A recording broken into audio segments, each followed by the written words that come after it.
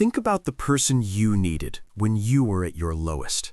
Not in a vague, abstract way, specifically.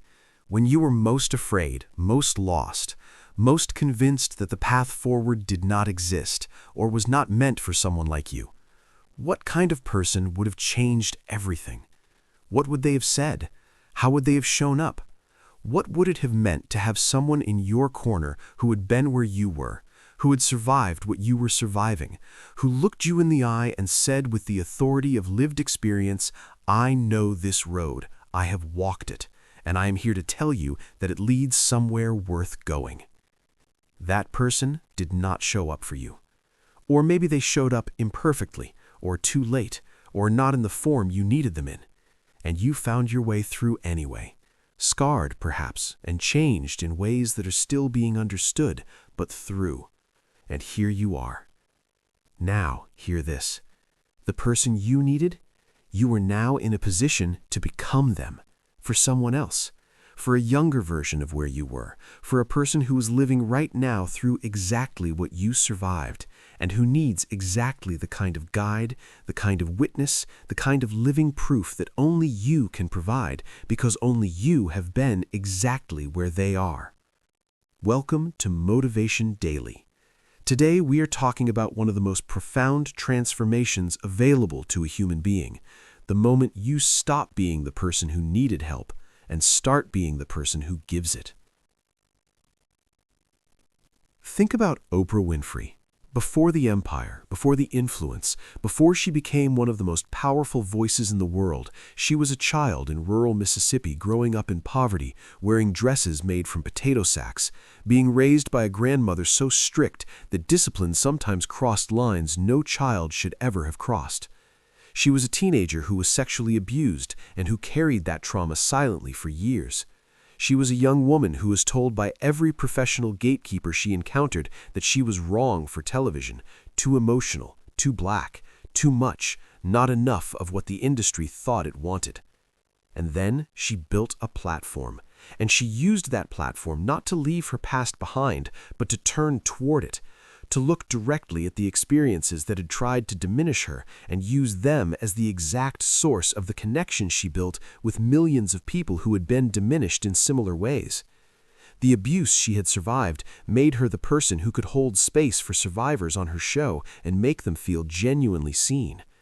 The poverty she had lived through made her the person who could speak to the experience of scarcity without performance or condescension. The rejection she had absorbed made her the person who could look at someone being told they were not enough and mean it with absolute conviction when she said they were. She became the person she had needed, not despite what she went through, by going through it and then turning around and offering it to the world. Think about a teacher named Mr. Henderson. He grew up in a home where books were not valued and education was not encouraged, where the message, spoken and unspoken, was that people like them did not go to university, did not pursue intellectual lives, did not reach for the kind of future that required believing your mind was worth developing. He was 17 when a single teacher, one person in the entire architecture of his education, saw something in him that no one in his home life had ever named and reflected back. That teacher spent time with him, gave him books, told him directly that he was capable of more than his circumstances suggested, changed the entire trajectory of his life with the investment of attention and belief that cost her very little and meant everything.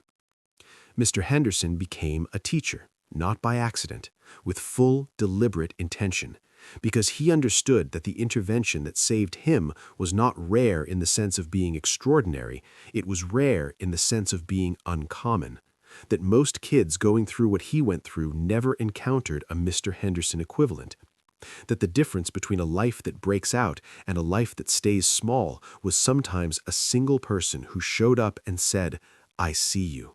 I believe in you. You are more than what your circumstances say you are." He has taught for 31 years. He has dozens of former students who will tell you without hesitation that he was the person who changed everything for them. He became the person he needed. And in doing so, he multiplied that original investment of belief across an entire career into hundreds of lives, into a ripple effect that neither he nor the teacher who believed in him will ever be able to fully trace. Think about the woman in recovery from addiction who becomes a sponsor, who sits across from someone in their first days of sobriety, shaking, ashamed, convinced that they are uniquely broken in a way that the program cannot fix, and says, "I was exactly where you are." Not as a performance of humility, but as a literal, accurate, factual statement. Who offers the specific gift that only lived experience can offer, the proof that it is possible. Not theoretically, not statistically, personally, in a body that has been where this body is and found a way through. That is not just help. That is transformation offered as a gift. That is a person taking the hardest chapter of their life and turning it into the most useful thing they possess. Here is what I want you to understand about the suffering you have been through. It was not wasted, not a single moment of it. Every hard thing you have survived, every version of impossible you have navigated, every season that tried to break you and did not, all of it has been building something that nobody else has in the exact combination that you have. A specific, particular, unrepeatable body of experience and understanding that makes you uniquely qualified to help a specific person or set of people who need exactly what only you can offer. You do not need a platform to do this. You do not need credentials or a title or an audience of millions. You need a willingness to turn toward your own story instead of away from it. To stop treating your hardship as something to be ashamed of or hidden and start treating it as the source of your most powerful contribution. To look at the person coming up behind you on the road you have already walked and say, "I know this part. Let me walk with you through it." The person you needed is who you are becoming. The help you wished you had received is what you are now in a position to give. Your story, all of it, especially the parts that hurt, is not a wound to be managed. It is a gift to be given.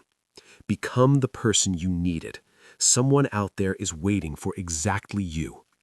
Share this with someone who has been through something hard and needs to see that their story has a purpose beyond survival. Subscribe to Motivation Daily. We show up every day because someone out there needs what only you can give.